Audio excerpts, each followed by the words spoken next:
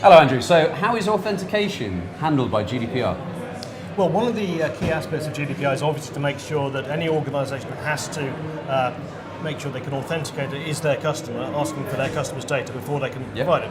Obviously, because otherwise I could ask for your data, and that would, in itself would be a breach of GDPR. The problem we have is that there's no definition of authentication within the regulation itself. Right, okay. Beyond that, the organisation should go so far as possible to ascertain that it is indeed the correct individual. Now, this becomes problematic because having no definition within GDPR itself, we then have to fall back onto other legislation, such as, for example, in financial services, the Payment Service Directive 2, which does have a definition of strong customer authentication. Will this apply to other financial services organisations then?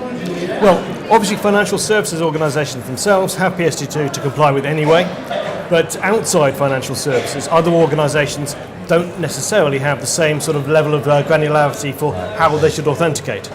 However, given that PSD2 says strong customer authentication is required for any transaction over 30 euros, I believe, I certainly, and I imagine you would, rather have at least the same level of security in place for your medical records, for example, as a 30 euro transaction. So the strong customer authentication under PSD2 may well become seen as a best practice for other organisations as well. Got you. Well, thank you very much, Andrew.